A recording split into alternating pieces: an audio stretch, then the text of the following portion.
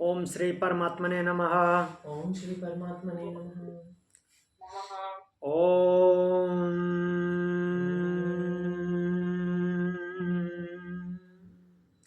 योगेन चित्तस्य पदेन वाचां योगेन चित्तस्य पदेन वाचा मलं शरीरस्य च वैद्यकेन मलं शरीरस्य च वैद्यकेन योपाकरोत्तं प्रवरं मुनीनां योपाकरोत्तं प्रवरं मुनीनां पतञ्जलिं प्राञ्जलिरानतोऽस्मि।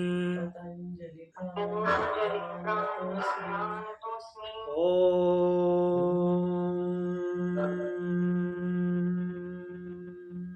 शांति शांति शांति।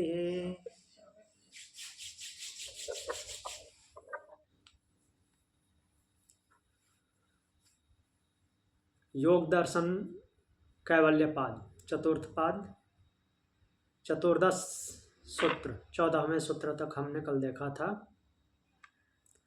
और 14वें सूत्र में हमने देखा था परिणामैकत्वाद् वस्तु तत्वम्। तो इस सूत्र में महर्षि क्या बोल रहे हैं कि परिणाम की एक रूपता, जो मीन्स हमने पहले क्या देखा था कि क्या जो वस्तु है वो क्या केवल भ्रम है, क्योंकि उसकी स्थायी एक मीन्स स्थायित्व तो है नहीं, वो बदलता रहता है। तो बोलते हैं कि नहीं, वो जो उसका क्रम है, रूप परिवर्तित भले ही हो रहा है लेकिन क्रम की निरंतरता बनी हुई है, वो समाप्त नहीं होती, इसलिए वस्तु की सत्ता है।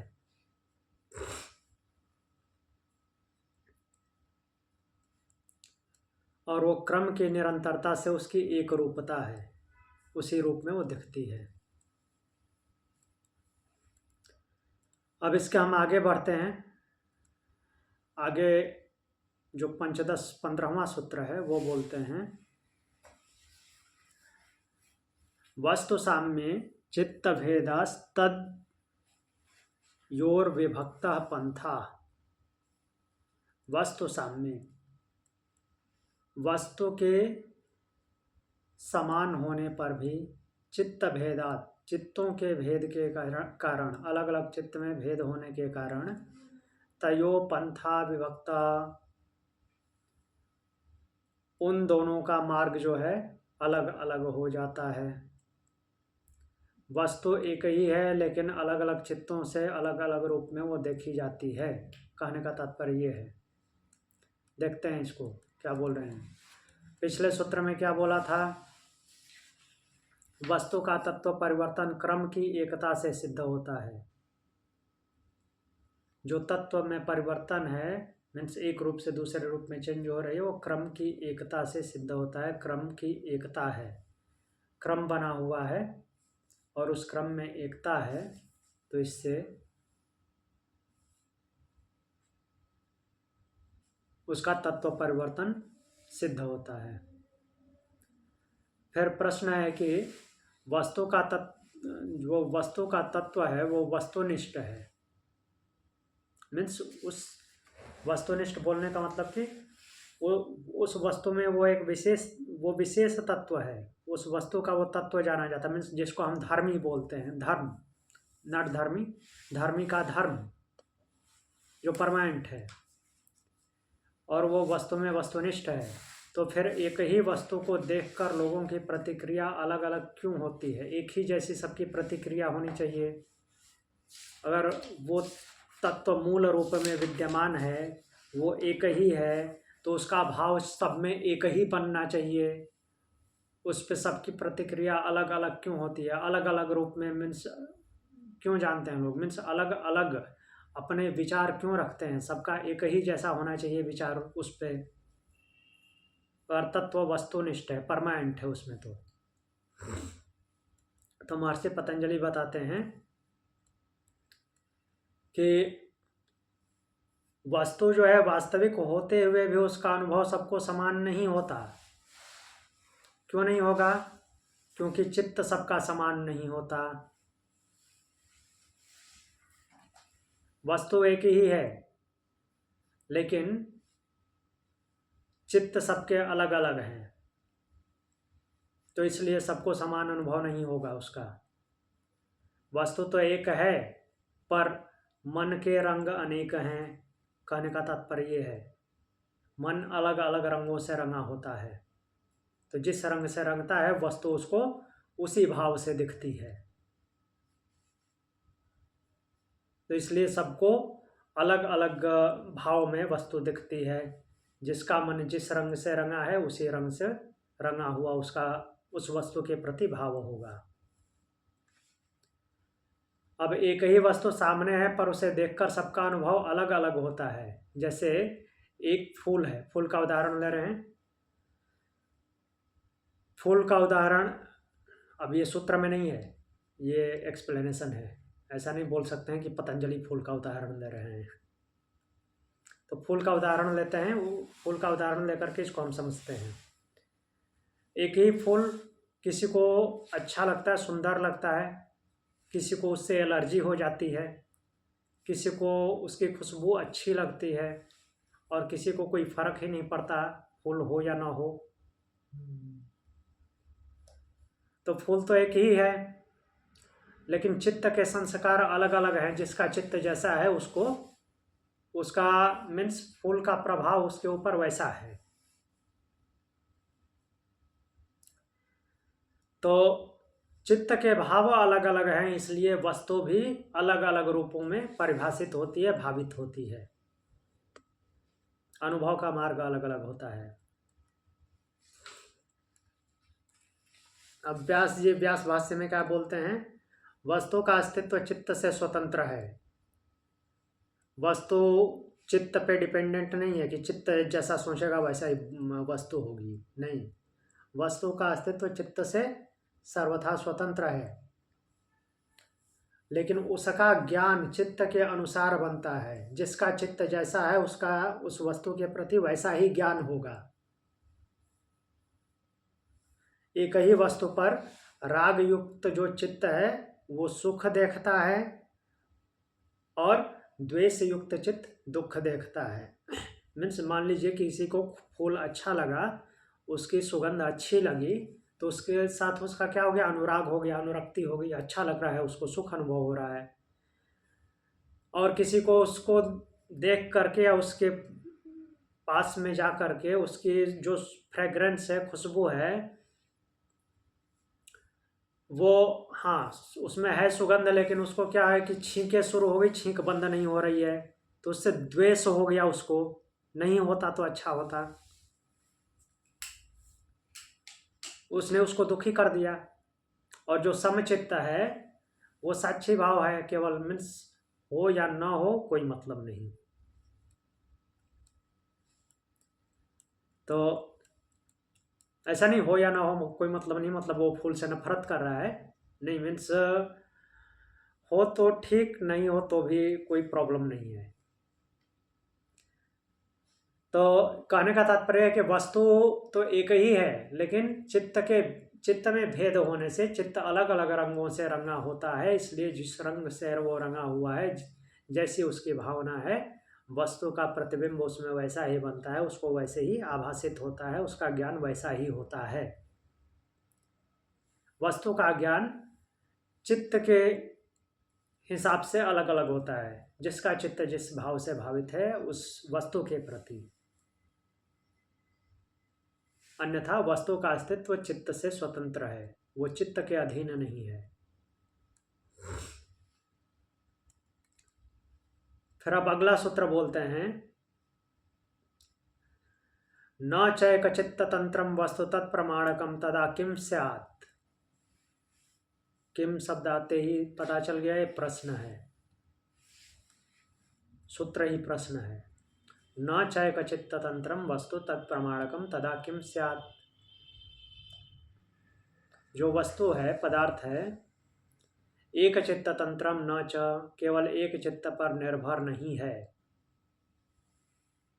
एक चित्त तंत्रम न च, और क्या है? तत् अप्रमाणकम, यदि उसके द्वारा अप्रमाणित हो अर्थात न जाना जाए तो तदा किम स्यात्, तो उसका क्या होगा।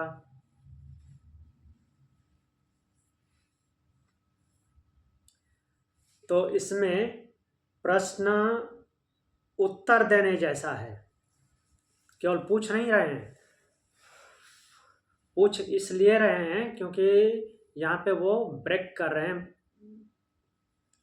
दो चीज़ों को। जैसे कि मान लीजिए कि मान लिया जाए कि वस्तु की सत्ता स्वतंत्र नहीं है, वो किसी चित्त के अधीन है, अर्थात जैसा चित्त देखता है वैसा ही है। और ये मान लिया जाए कि उसमें एक स्थायी मूल तत्व है, तो उसकी वजह से चित्त वैसा ही देखेगा, चित्त में परिवर्तन नहीं होगा। अलग अलग चित्तों के अलग अलग भाव के रूप में न माना जाए, वो मूल तत्व होने की वजह से वो सबको एक ही जैसा दिखे। मीन्स चित्त अलग अलग चित्तों को अलग अलग न माना जाए, सबके चित्त के भाव एक मान लिए जाए, मीन्स वो सबको एक ही दिखे। तो चित्त की एकता सिद्ध हुई, मीन्स एक ही चित्त है सब में, अलग अलग चित्त नहीं समझा जाए। अगर एक ही चित्त समझा जाए तो अगर वो चित्त उस वस्तु को नहीं जान पाता, इसका मतलब कि वस्तु का अस्तित्व ही नहीं है। चित्त वस्तु को जानेगा तब उसका अस्तित्व है, नहीं जानेगा तो अस्तित्व ही नहीं है। तो वही उसको फिर काट रहे हैं कि अगर ऐसा होगा तो फिर वस्तु का क्या होगा, इसका मतलब वस्तु नहीं है। तो इसको देखते हैं एक्सप्लेनेशन में। प्रश्न ये है कि यदि वस्तु केवल एक चित्त पर निर्भर होती तो जब वह उस चित्त द्वारा न जाना जाए, एक चित्त पर निर्भर होती मतलब कि चित्त एक ही होता है, चित्त को अलग अलग न माना जाए। आत्मा की तरह जैसे आत्मा सर्वव्यापी है वैसे चित्त सर्वव्यापी है, एक ही जैसा, ऐसा मान लिया जाए तो उस वस्तु का क्या होगा। फिर तो चित्त जानेगा तभी इसका मतलब वस्तु का अस्तित्व है, नहीं तो वस्तु का अस्तित्व ही नहीं है। पतंजलि कहते हैं यदि कोई यह माने कि वस्तु केवल मन की कल्पना है अर्थात चित्त की कल्पना है तो यह सिद्धांत ठीक नहीं है, ये सिद्धांत ही गलत है। क्यों? क्योंकि यदि वस्तु केवल एक चित्त पर निर्भर हो तो जब वह वस्तु उस चित्त द्वारा न जाना जाए तो वस्तु का अस्तित्व ही समाप्त हो जाना चाहिए, जो कि होता नहीं है।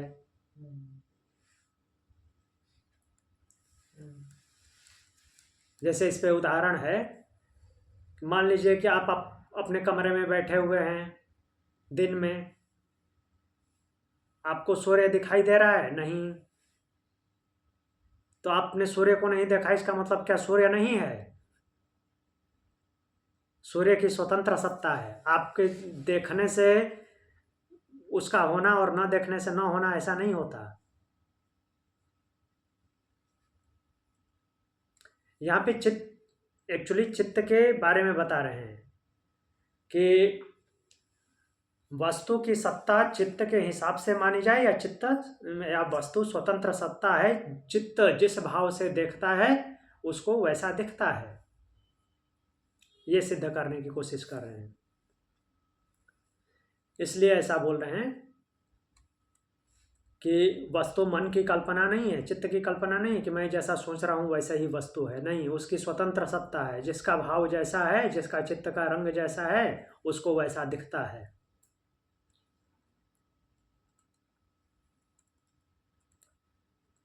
और सूर्य के उदाहरण से ऐसे ही सिद्ध करते हैं कि मान लीजिए कि आप कमरे में बैठे हैं, सूर्य को नहीं देख रहे हैं, तो इसका मतलब ये नहीं कि सूर्य नहीं है।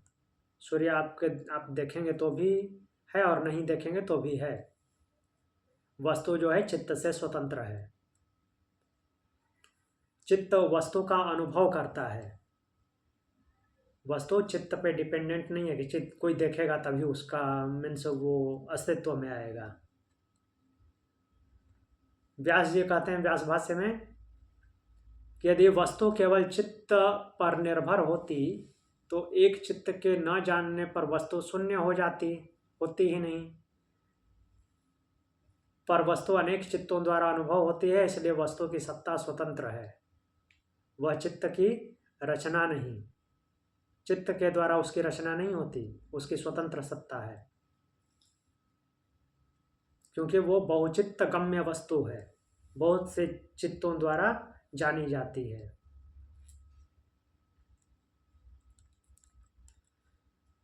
इसका उदाहरण राजा भोज भी देते हैं ऐसे। मान लीजिए कि कोई व्यक्ति पर्वत के सामने खड़ा है और वो आंख बंद कर ले, उसके आंख बंद करने से पर्वत समाप्त हो जाएगा? नहीं होगा। चाहे वो आंख बंद करके रखे चाहे आंख खोल के रखे, पर्वत है तो है।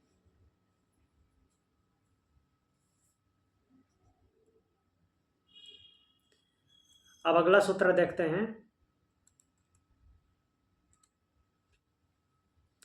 सूत्र बोलते हैं, तदुपरागापेक्षित्वात् चित्तस्य वस्तु ज्ञाता ज्ञातम।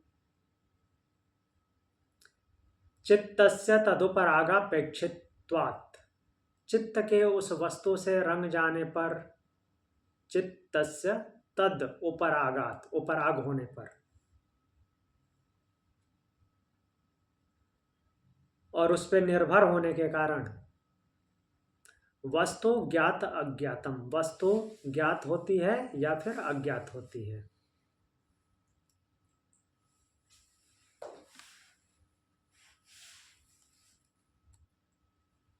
आगे इसका एक्सप्लेनेशन देख लेते हैं।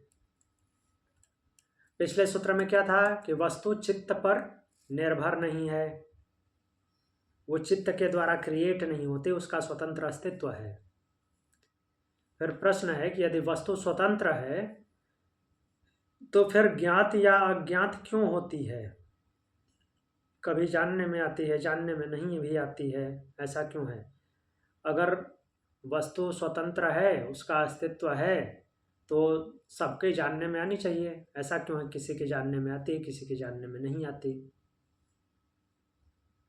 तो उत्तर देते हैं कि वस्तु स्वयं नहीं बदलती, वो चित्त की पकड़ पे डिपेंड करता है कि इसका चित्त उस वस्तु पे, चित्त वो चित्त जो है वस्तु को पकड़ता है या फिर नहीं ग्रहण करता है। उसके ग्रहण करने और न ग्रहण करने पे निर्भर करता है। जिसका चित्त ग्रहण करता है उसको उस वस्तु की जानकारी होती है, और जिसको कोई मतलब ही नहीं है तो कहाँ से जानकारी होगी? बोलते हैं कि वस्तु ज्ञात तभी होती है जब चित्त उस पर उपराग करता है। उपराग शब्द आया है, अर्थात उसके रंग से रंगता है, जो मीन्स उस पे पर्टिकुलर उस चीज पे फोकस करता है, तभी उसका ज्ञान होता है, नहीं तो नहीं होता। वस्तु संसार में सदा उपस्थित है, पर वह हमारे लिए तभी वास्तविक अनुभव बनती है जब चित्त उस पर अपना प्रकाश डालता है, अर्थात जब उस पर फोकस करते हैं तभी वो जानने में आता है। एक एग्जाम्पल है, जैसे कि कमरे में बहुत सारी चीज़ें रखी हुई हैं, आपके रूम में बहुत सारी चीज़ें हैं, पर आप उसको ही देख पाते हैं जिस पे आप मीन्स फोकस होते हैं, जिस पे ध्यान देते हैं, उसी को जान पाते हैं। बाकी चीज़ें मीन्स आँख के सामने होती हैं लेकिन चित्त उसको ग्रहण नहीं करता। उस पे जब आपका फोकस जाएगा तभी उसको ग्रहण करेगा। तो इस तरह से बोलते हैं कि वस्तु का अस्तित्व अलग है और वस्तु का ज्ञान अलग है। मीन्स वस्तु का अस्तित्व तो है, ये दोनों चीज़ें अलग हैं। वस्तु का होना और वस्तु का ज्ञान होना दोनों अलग अलग चीज़ें हैं। वस्तु परमानेंट है, अगर है तो वो है। उसका ज्ञान होना और ज्ञान न होना उस वस्तु के होने पे डिपेंड नहीं करता, डिपेंड करता है कि आप उस पर फोकस्ड हैं या नहीं हैं, आपका चित्त उस पर है या नहीं। आपका चित्त उस पर जाता है तो आपको उसका ज्ञान होता है, नहीं तो नहीं होता।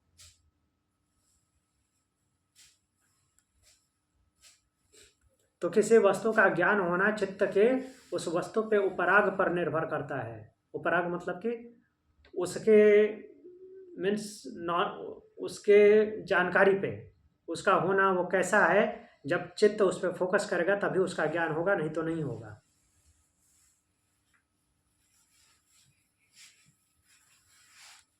सर उपराग मतलब क्या? उपराग मतलब कि उससे ओत-प्रोत हो जाना, रंग जाना। उसको जब देखते हैं किसी चीज को तो पता चलता है ना कि हाँ वो कैसा है। इधर ही पड़ी हुई है चीजें, लेकिन जब तक उस पर फोकस नहीं करेंगे नहीं पता चलेगा। अब जैसे आपको फिर दिमाग में प्रश्न आएगा कि ऐसा थोड़ी है, दिमाग मेरे रूम में जितनी चीजें रखी हैं सबके बारे में मुझे पता है। पता इसलिए है कि वो स्मृति बनी हुई है। एट ए टाइम सबके बारे में नहीं बता सकते। जिस टाइम पे अगर कोई मैं अगर पूछता हूँ आपके रूम में ही रखी हुई चीज़ों को, तो जिसके बारे में पूछूंगा तुरंत उस पर चित्त जाएगा, तब बताएगा। जिस पे नहीं है उसके बारे में व्याख्या नहीं कर सकता।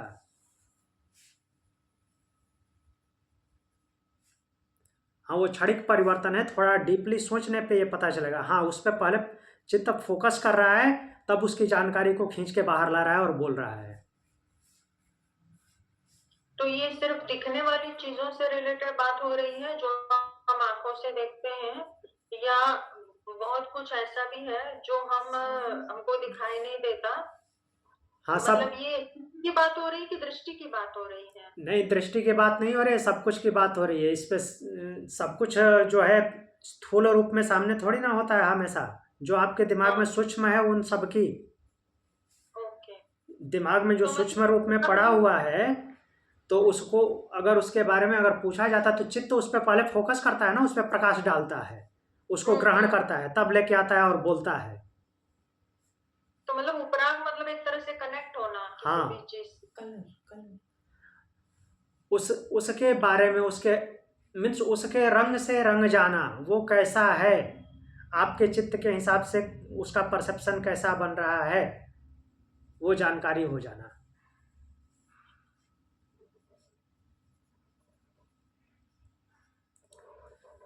और इसी को व्यास जी बोलते हैं कि वस्तु स्वयं में स्थिर है, पर चित्त जब उस वस्तु का आकार ग्रहण करता है तभी वह ज्ञान होता है, उसका ज्ञान होता है। इसलिए सबका सबका अलग अलग होता है क्योंकि चित्त सबका अलग अलग है। हाँ जी। एक ही वस्तु से रिलेटेड। तो चित्त वस्तु में रंजित है। जैसे स्वच्छ दर्पण में जो वस्तु सामने आती है उसी का प्रतिबिंब दिखता है। यहाँ पे दर्पण का एग्जाम्पल लेते हैं। मान लीजिए एक दर्पण है, उसके सामने जो वस्तु रखेंगे उसका प्रतिबिंब बनेगा। अगर सामने वस्तु नहीं है तो उसमें प्रतिबिंब नहीं बनेगा। चित्त की स्थिति भी वैसी ही है। अगला सूत्र देखते हैं।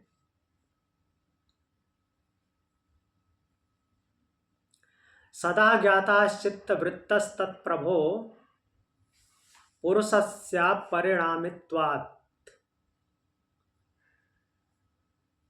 चित्त वृत्तयः सदा ज्ञाता। चित्त की वृत्तियां सदा जानी जाती हैं। तत्प्रभो पुरुषस्य अपरिणामित्वात्, क्योंकि उसका जो स्वामी है वो क्या है, अपरिणामी, उसमें परिवर्तन नहीं होता। अब चित्त की वृत्तियां पे आ गए, वस्तु को छोड़ दीजिए, वृत्ति पे आ जाइए। वृत्तियों के द्वारा ही, एक्चुअली वृत्तियां ही उसको रंग रही थी, तो वृत्तियों के द्वारा वो चित्त में जाना जाता है। अब यहाँ पे वृत्तियों की बात हो रही है। वृत्तियां जो है वो सदा जानी जाती हैं। चित्त की वृत्तियां सदा जानने में आती हैं। क्यों?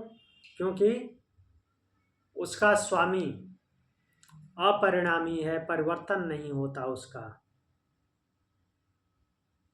चित्त तो बदलता रहता है ना। हम अभी देखा हमने, जिस रंग से रंगता है उसको वस्तु वैसा प्रतीत होती है, उसका भाव जैसा है वैसा प्रतीत होती है।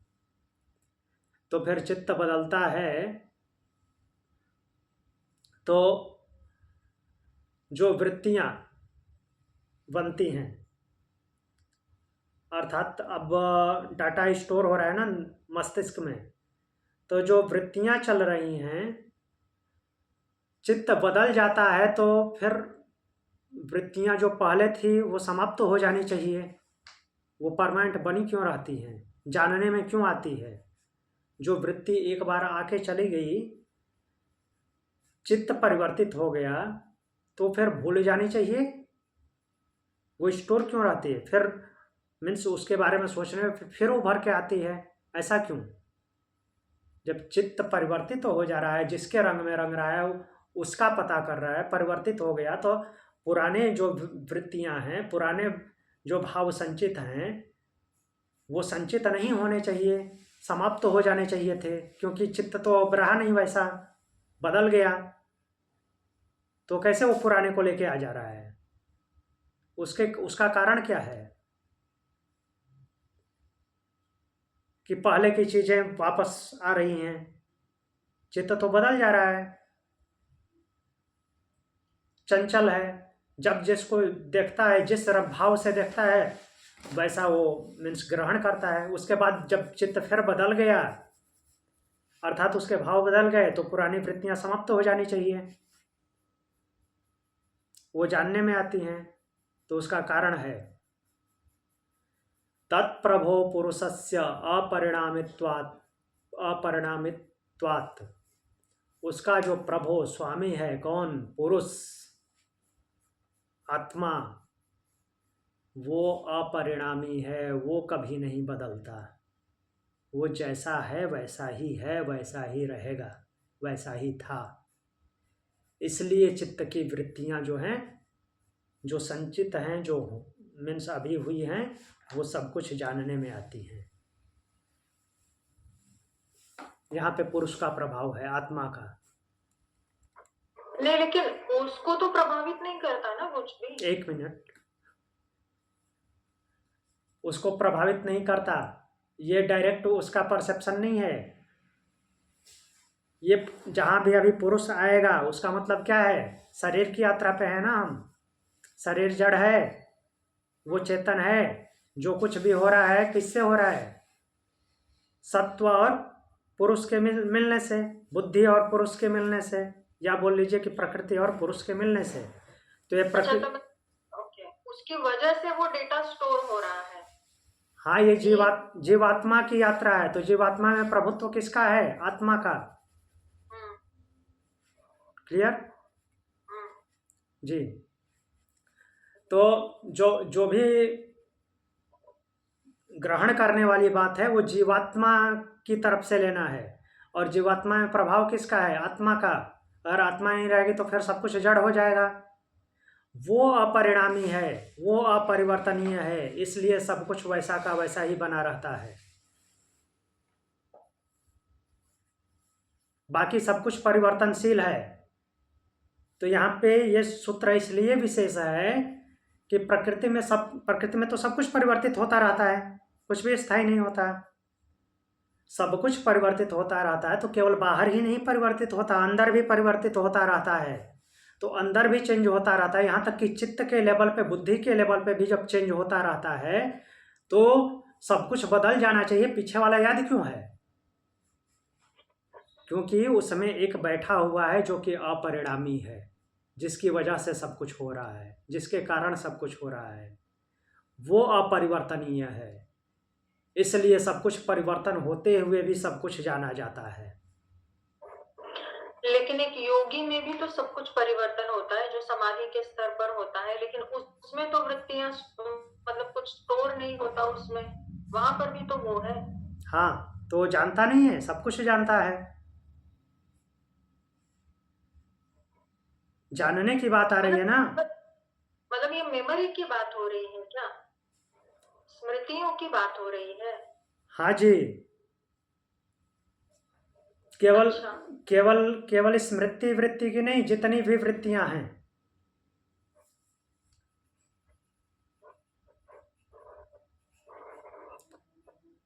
तो सब कुछ जो अतीत में हुआ है और अभी तक जो हो रहा है और आगे का जो अनुमान है, वो सब कुछ जानने में क्यों आता है?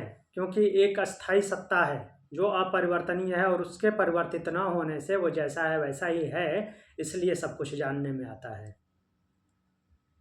सारी वृत्तियां जानी जाती हैं।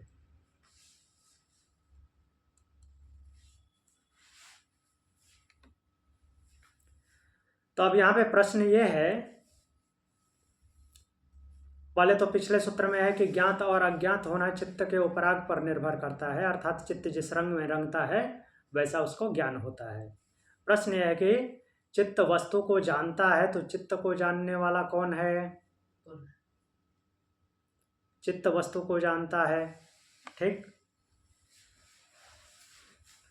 चित्त वस्तु को जानता है, ये बात है सीधे सीधे लिखने के लिए, पढ़ने के लिए है, बट समझने के लिए थोड़ा इस पे दबाव डालना है।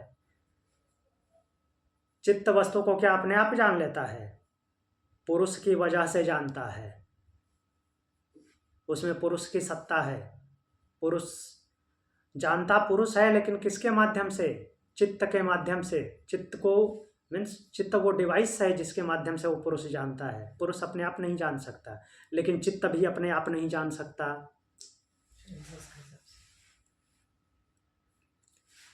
तो चित्त को जानने वाला कौन है? चित्त को जानने वाला पुरुष है। चित्त की वृत्तियों को जानने वाला भी पुरुष ही है वास्तव में, लेकिन वृत्तियां चित्त के द्वारा जानी जाती है, वो पुरुष के लिए मीन्स वो बुद्धि का उपयोग करता है। अगर पुरुष नहीं होगा तो कुछ नहीं होगा, कहने का तात्पर्य है। और इसकी अस्थाई सत्ता जो बनी हुई है इनकी वृत्तियों की, मीन्स जो हुआ है, जो हो रहा है, जो होने का अनुमान है, वो सब भी एक साथ क्यों जाने जाते हैं? क्योंकि वो जो पुरुष की सत्ता है वो अपरिवर्तनीय है, परिवर्तन नहीं होता उसमें। अगर परिवर्तन हो जाता तो नहीं जानी जाती। बोलते हैं कि चित्त स्वयं को नहीं जान सकता। यहाँ पे बात आ रही है कि चित्त को कौन जानता है? चित्त क्या स्वयं को जान लेगा? नहीं जान सकता। चित्त स्वयं को नहीं जान सकता। और चित्त की जो वृत्तियां हैं वो भी किसके लिए हैं? पुरुष के लिए हैं, चित्त के लिए नहीं है। पहले ध्यान से सुनते जाइए, एक दो सूत्र के बाद क्वेश्चन कीजिएगा। जो भी वृत्तियां भी घटित हो रही हैं वो चित्त के लिए नहीं है, वो पुरुष के लिए हैं। आएंगे आगे क्यों पुरुष के लिए हैं। पुरुष तो निर्लिप्त है, पुरुष के लिए क्यों है? पुरुष अभी जीवात्मा बना हुआ है इसलिए है। उसमें सबको इंक्लूड करके रखना है। हम पुरुष बोल रहे हैं, यहाँ पे पुरुष का मतलब तुरंत दिमाग में कंसेप्ट क्या क्रिएट करना है? सूक्ष्म शरीर, न कि स्वतंत्र जो सत्ता है, निर्विकार सत्ता, वो। तभी ये बात अप्लाई होगी कि वृत्तियां पुरुष के लिए हैं, वरना वृत्तियों से उस गुणातीत का क्या लेना देना। तो बोल रहे हैं कि मन में विचार उठते हैं कि मैं दुखी हूं, मैं प्रसन्न हूं, मुझे भय है, मुझे इच्छा है, पर इन विचारों को देखने वाला कोई है। चित्त बदलता रहता है, कभी क्रोध, कभी प्रेम, कभी चिंता, कभी शांति, ये सब होते हैं, पर जो देख रहा है वह नहीं बदलता, वो परमानेंट वैसे ही रहता है। और वो क्या है? शुद्ध दृष्टा है, इसलिए चित्त वृत्तियां सदा सदा ज्ञात है। वरना क्रोध आकर के चला गया तो भूल जाता, परमानेंट भूल जाता है, क्योंकि चित्त तो बदल गया, उसका जो जिस रंग से रंगा था वो रंग चेंज हो गया, वो रंग मिट गया, तो फिर कहाँ से आएगा? लेकिन एक जो है वो स्थायी है, उसकी वजह से वो रंग वापस आता है।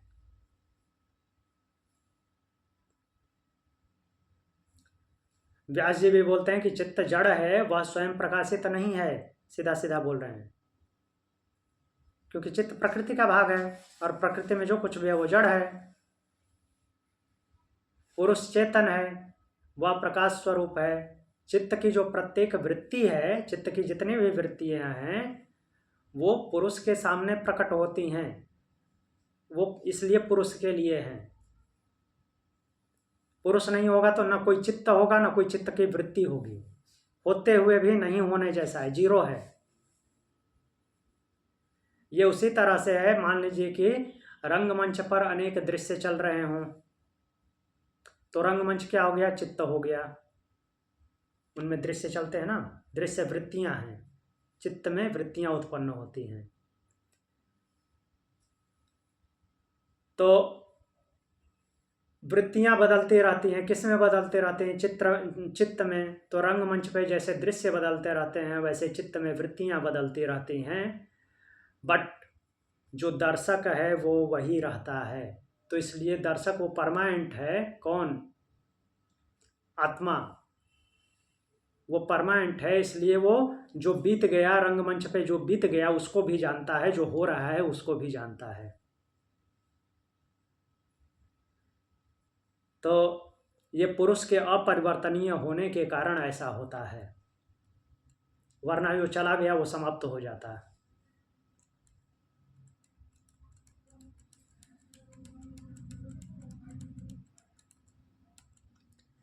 तो ये महर्षि पतंजलि यहाँ पे पुरुष की जो गूढ़ व्याख्या कर रहे हैं, ये इतना आसानी से कोई मीन्स बता दे बिना जाने, ये असंभव बात है। क्यों पहले की बातें क्यों याद रहती हैं? वो पुरुष के कारण है। पुरुष स्थायी है, इसलिए जो बीत गया वो भी याद रहता है, जो चल रहा है वो भी याद रहता है। अब अगला सूत्र बोलते हैं, न तत्स्वभासम दृश्यत्वात्। न तत्स्वभासम, तत्स्वभासम न, वह चित्त क्या है? स्वभासम, अपने आप से भाषित अर्थात प्रकाशित नहीं होता। भा मीन्स प्रकाश,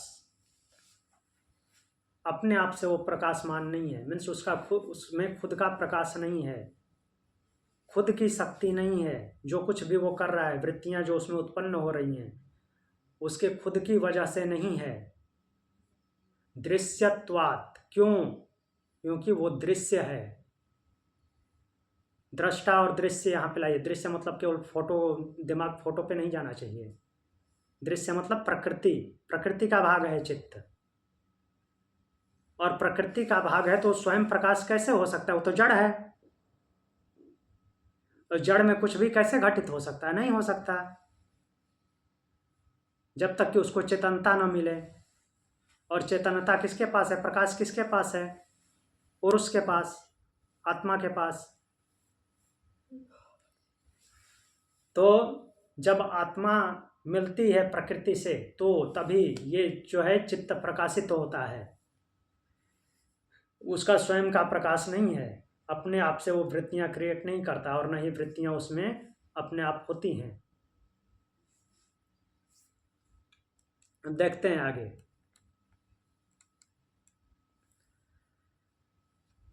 पीछे सूत्र में बोले हैं कि चित्त वृत्तियां सदा पुरुष को ज्ञात है, क्योंकि पुरुष अपरिणामी है, साक्षी है। फिर से ध्यान दिला रहा हूं, पुरुष को ज्ञात होती है, इसका मतलब ये नहीं कि गुणातीत पुरुष को ज्ञात होती है, ये जीवात्मा वाले पुरुष को। तो बोल रहे हैं कि यदि वृत्तियां ज्ञात है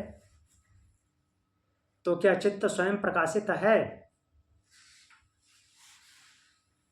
तो मीन्स जब चित्त प्रकाशमान होगा तभी तो वृत्तियां ज्ञात होगी। तो बोलते हैं, महर्षि बोलते हैं कि चित्त स्वयं प्रकाशमान नहीं है, वह स्वयं ज्ञाता नहीं है, अपने आप उसको ज्ञान नहीं होता। वह दृश्य है, दृष्टा नहीं है। दृश्य को देखने वाला पुरुष है, भले ही हाँ वो माध्यम इन्हीं सबको बनाता है, लेकिन शक्ति उसकी है, इनके माध्यम से ही देखता है, लेकिन वास्तव में दृष्टा वही है।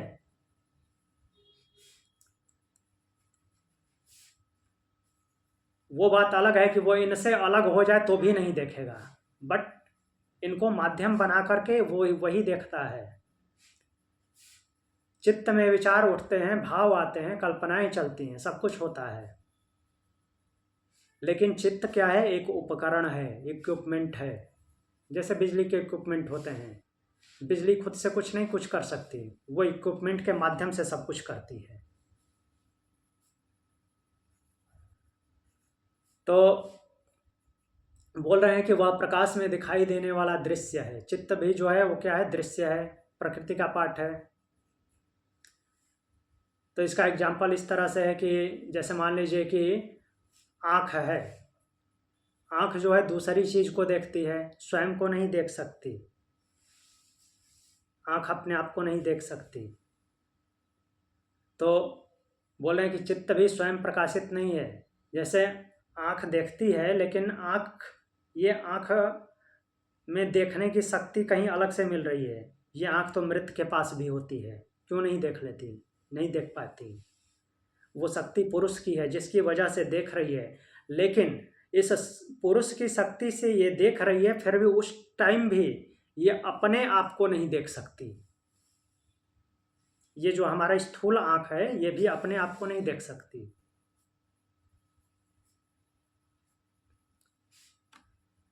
तो व्यास जी बोलते हैं कि चित्त जड़ प्रकृति का भाग है, उसमें प्रकाश नहीं है, वह केवल प्रतिबिंब ग्रहण करता है। पुरुष की चेतना से चित्त प्रकाशित होता है। ये वैसे ही है जैसे चंद्रमा का प्रकाश स्वयं का प्रकाश नहीं है, वह सूर्य के प्रकाश से प्रकाशित होता है। वैसे ही चित्त में जो भी ज्ञान होता है, जो भी वृत्तियां बनती हैं और उसके माध्यम से जो भी ज्ञान होता है, वो पुरुष की शक्ति, जो पुरुष का प्रकाश है, उसकी वजह से हो रहा है, पुरुष के कारण हो रहा है।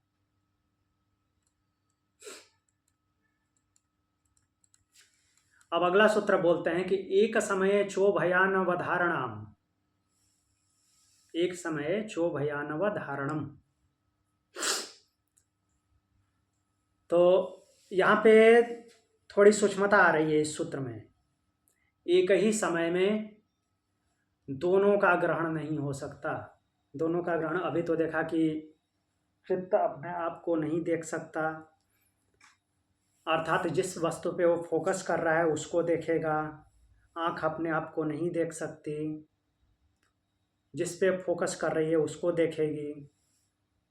तो यहाँ पे थोड़ी सी और गहराई में जाना है, अनुभव की बात। आँख अपने आप को अनुभव तो कर सकती है ना कि मैं हूँ, लेकिन ये सेम टाइम अनुभव नहीं कर सकती जब किसी दूसरी चीज को देख रही है। उस आत्मा को, अर्थात जीवात्मा को, जब किसी चीज को देख रही तो उसका अनुभव कराएगी, उसको दिखाएगी, अपने आप को नहीं। सेम टाइम दो चीजें नहीं हो सकती। अपने आप का भी अनुभव करे, अपने होने का, अस्तित्व का, और दूसरे वस्तु को भी ग्रहण करके बता दे, ऐसा नहीं हो सकता।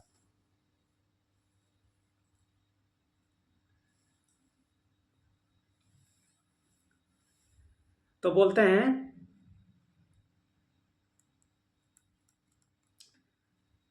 कि चित्त जब किसी वस्तु को ग्रहण करता है तो उसी क्षण जो है स्वयं को ग्रहण नहीं कर सकता, अर्थात स्वयं की जानकारी भी बुद्धि तक पहुंचाए, मीन्स जीवात्मा तक, और उस वस्तु की भी जानकारी उस तक पहुंचाए।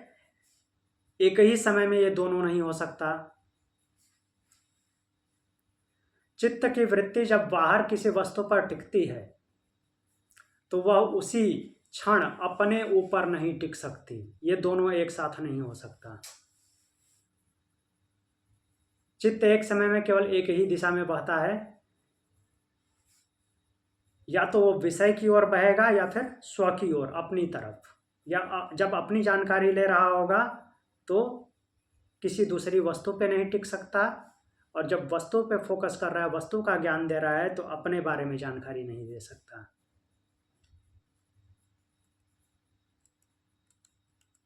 यह सूत्र इसके बारे में था। व्यास जी बोलते हैं कि अगर ऐसा हो जाए तो क्या होगा, एक ही समय में द्वैत हो जाएगा, जो कि असंगत है, ऐसा हो ही नहीं सकता। यह अद्वैत का कॉन्सेप्ट है, एक समय में एक चीज।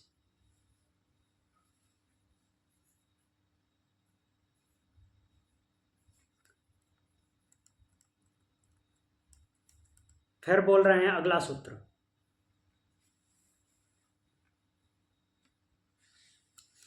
चित्तांतर दृश्य बुद्धि बुद्धेरति प्रसंग स्मृति संकरश्च। सर एक क्वेश्चन। जी बोलिए। सर चित्त जो है वो द्वैत है ना, पुरुष तो नहीं, पुरुष तो अद्वैत सब कुछ देख सकता है। चित्त या तो बाहर जा सकता है या अंदर आ सकता है। हाँ जी, तो चित्त के लिए बोल रहे हैं चित्त के कि लिए। हाँ नॉर्मली थैंक यू। हाँ मीन्स चित्त का जो परसेप्शन है वन वे है, मीन्स एक एक टाइम नॉट वन वे, एक टाइम में एक पे फोकस। ठीक, मैं चित्त पूछ रही थी।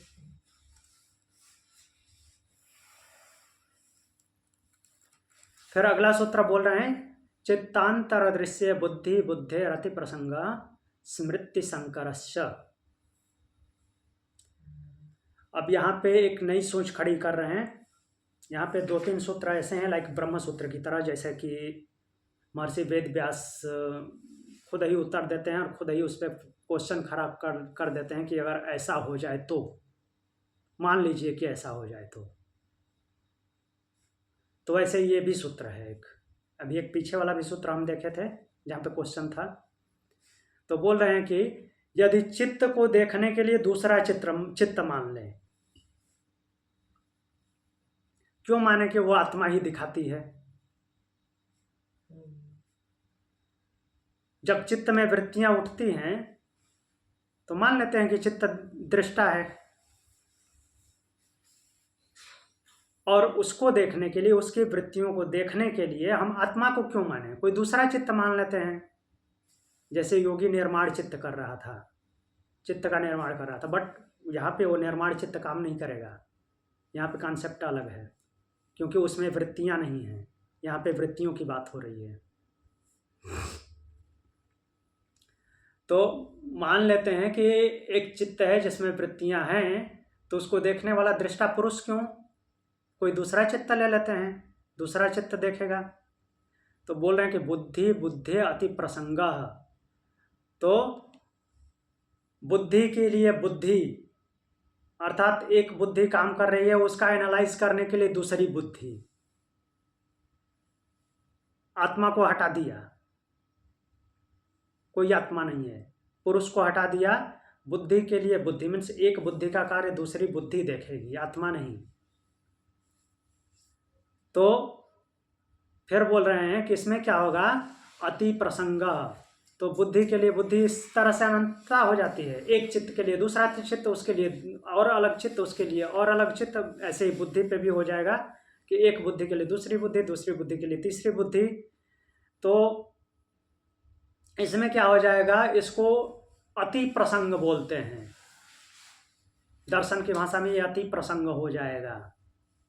अति प्रसंग मतलब कि जैसे कोई कॉन्सेप्ट है, कॉन्सेप्ट पे कॉन्सेप्ट, कॉन्सेप्ट पे कॉन्सेप्ट देते जाना, लूप। हाँ।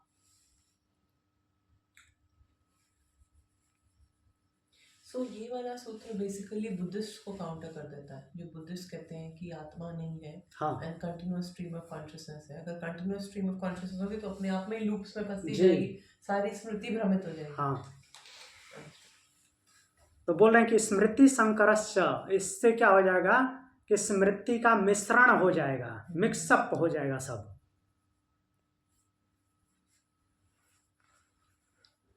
जिसको क्या बोलते हैं अंग्रेजी में, होच पोच, सब मिक्स हो जाएगा। तो भ्रमित हो जाएगी स्मृति, अगर ऐसा मान लिया जाए तो। बट ऐसा होता नहीं, क्यों, पहले ही बता चुके हैं कि चित्त क्या है, दृश्य है, जड़ है। वो एक जड़ दूसरे जड़ को कैसे देखेगा, बिना चेतन के कुछ होगा ही नहीं। फिर भी अगर मान लिया जाए कि पुरुष नहीं है, तो एक चित्त की वृत्तियों को देखने के लिए दूसरा चित्त, उसको देखने के लिए दूसरा चित्त। तो बोल रहे हैं महर्षि कि यदि ऐसा मान लें कि चित्त स्वयं को देख लेता है, मान लेते हैं थोड़ी देर के लिए कि चित्त स्वयं को देख लेता है, तो यह संभव नहीं, ऐसा संभव है ही नहीं कि चित्त स्वयं को देखे। और यदि ऐसा माने कि ठीक है वो स्वयं को नहीं देखता, जैसे अभी हमने पढ़ा ना कि जब वो वस्तु को देख रहा है तो स्वयं को नहीं जानता, तो उसको जानने के लिए, मीन्स उसकी वृत्तियों को जानने के लिए हमने दूसरा चित्त रख दिया। मान लेते हैं कि दूसरा चित्त होगा उसको देखने के लिए, वो पहले को देखेगा, तो फिर वो दूसरा चित्त है उसको देखने के लिए ये कोई जरूरी नहीं पूरी तरह से पहला चित्त उसको देखेगा, दूसरा चित्त पहले को देखेगा, पूरा पूरा थोड़ी देखेगा। फिर उसके और हम मान लीजिए कुछ पार्ट को ये देख लेगा, बट और दूसरी चीज़ों को देखने के लिए फिर और दूसरा चित्त चाहिए, तीसरा चाहिए उसके वृत्तियों को देखने के लिए, और चौथा चित्त चाहिए। इस तरह से इनकी अनंतता हो जाएगी, इनफाइनाइट हो जाएगा सब कुछ। और इससे क्या होगा, तर्क दोष उत्पन्न हो जाएगा। तर्क पे तर्क देते जाएंगे, वो तर्क दोष हो जाएगा। और शास्त्र में से अति प्रसंग बोलते हैं, बेवजह के दलील पे दलील दिए जा रहे हैं। और फिर बोल रहे हैं कि केवल इतना ही नहीं, यदि अनेक चित्त मान लिए जाएं तो स्मृतियों में भ्रम हो जाएगा। कौन सी वृत्ति किसकी, कौन से चित्त की कौन सी वृत्ति, और कौन सी स्मृति किसकी है, ये सब एक साथ मिक्सअप हो जाएगा। तो इसलिए चित्त जो है दृष्टा नहीं है, चित्त दृष्टा हो ही नहीं सकता।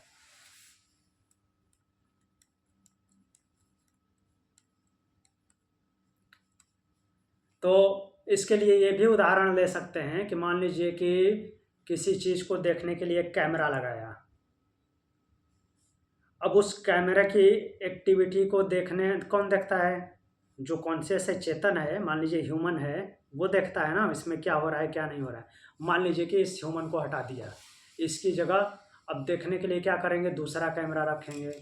पहले तो ये थ्योरी ही सेट नहीं होती, उसमें कॉन्शियस सेल्फ कॉन्शियस है ही नहीं। हाँ उसमें दिखता है, लेकिन कौन से एंगल पे दिखे, कैसे दिखे, वो उसके लिए तो चेतना वाला होना चाहिए ना कोई।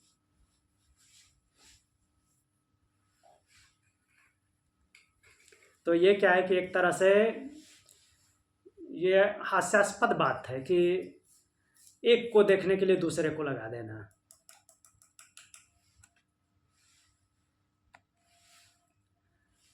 अब आगे देखते हैं सर जी। जो अंतर चतुष्ट हमने देखा है, हाँ उसमें मन, बुद्धि, अहंकार और चित्त, ये 4 आते हैं जी। ठीक है। लेकिन हम जो सांख्य योग के 25 तत्व देखते हैं उसमें चित्त नहीं आता। तो मन, बुद्धि और अहंकार, इनका एक तरह से बॉक्स है चित्त, इसीलिए यहाँ पर ये स्पेसिफिक नहीं आता जी।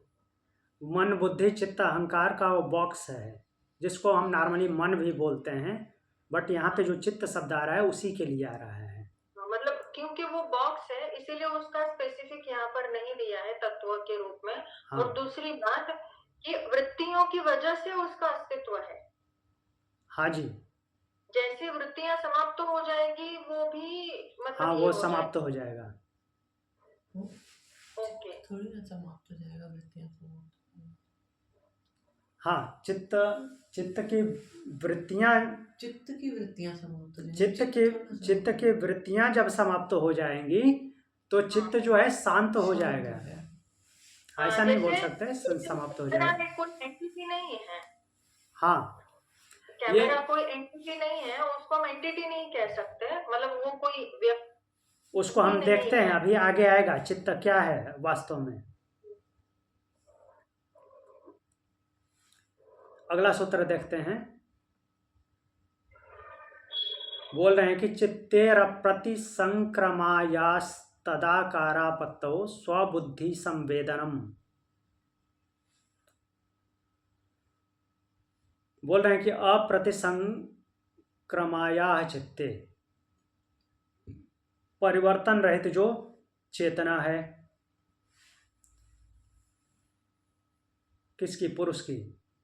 तदाकारापत्तौ, चित्त के उस रूप में ढल जाने पर, तद आकारा पत्तौ, उसी आकार में आरोपित हो जाने पर क्या होगा, स्वबुद्धि संवेदनम, अपनी बुद्धि, अपनी चित्तवृत्ति का अनुभव होता है। इसका एक्सप्लेनेशन देखते हैं हम। पिछले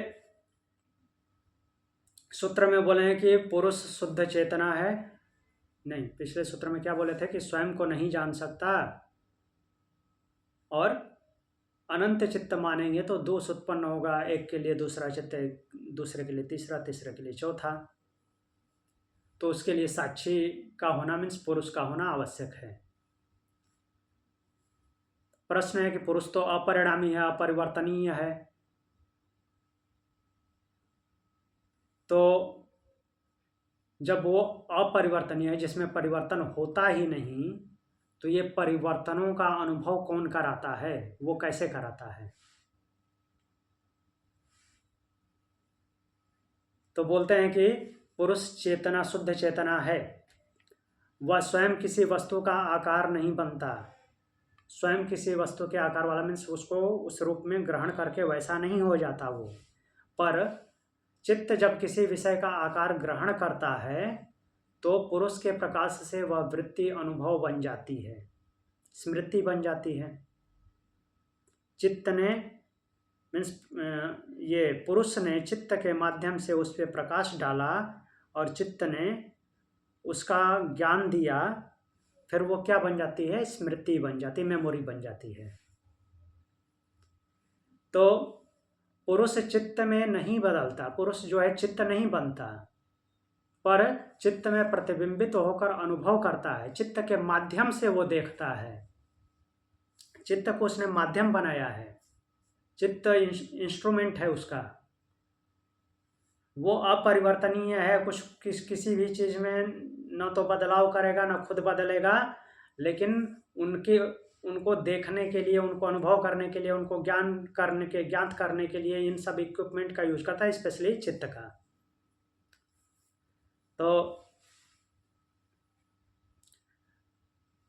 ये वैसे ही है जैसे कि सूर्य पानी में तो नहीं उतरता। पानी मान लीजिए कि आपने अलग अलग बर्तन में रख दिया या फिर कहीं जलाशय है, तो पानी में तो नहीं उतरता, लेकिन उसका प्रतिबिंब पड़ता है।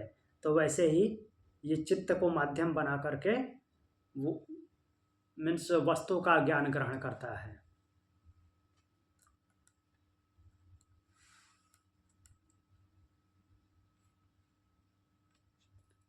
तो आज के लिए यहीं पे रोकते हैं।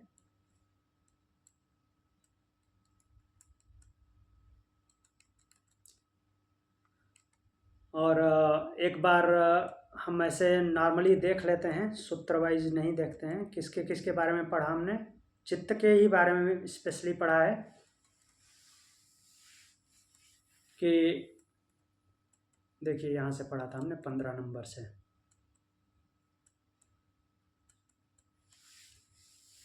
वस्तु के समान होने पर चित्त के भेद के कारण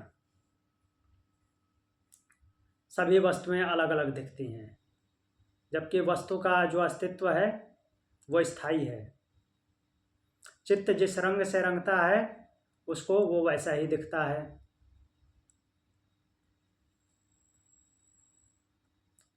अठारह नंबर सूत्र बोलते हैं, सदा ज्ञाता चित्त वृत्तयस् तत्प्रभो पुरुषस्यात् परिणामित्वात्। तो बोल रहे हैं कि चित्त की वृत्तियां सदा जानी जाती हैं। वो किसकी वजह से जानी जाती है? एक जो है इधर अपरिणामी है, अपरिवर्तनीय है, जिसमें कोई चेंजिंग नहीं होता, उसकी वजह से जानी जाती है, नहीं तो वो सब भूल जाती है। चित्त स्वयं प्रकाशमान नहीं है, क्योंकि वो क्या है? दृश्य है, प्रकृति है, प्रकृति का भाग है। एक समय चोभयानवधारणम, और दूसरी बात कि एक समय में एक का ही अनुभव करता है, या तो अपना अनुभव कराएगा या फिर वस्तु का, दोनों एक साथ नहीं हो सकते। चित्तांतर दृश्य बुद्धि बुद्धे रति प्रसंग स्मृति संकरश्च। अगर मान लें कि चित्त स्वयं प्रकाश मीन्स चित्त वस्तुओं को देखता है और वो अपने आप से अपना मीन्स अपना खुद को नहीं देख सकता, खुद में जो कुछ है उसको नहीं देख सकता, तो उसके लिए दूसरा चित्त लगा दें। तो इस तरह से एक के लिए दूसरा, दूसरे के लिए तीसरा चित्त लगाना पड़ेगा, और जो कि वास्तव में संभव भी नहीं है, और वो अति प्रसंग हो जाएगा। ऐसा जो है वास्तव में होता नहीं है, इसका कोई तर्क नहीं बनता। फिर बोलते हैं, चित्तेर प्रति संक्रमायात् तदाकारापत्तौ स्वबुद्धि संवेदनम।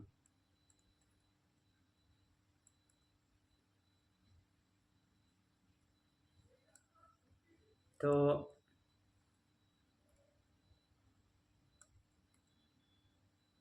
यहाँ पे बोलते हैं कि जो पुरुष है वो चेतन स्वरूप है, वो क्या है कि अपरिवर्तनीय भी है, लेकिन चित्त को माध्यम बना करके वो सब कुछ ग्रहण करता है।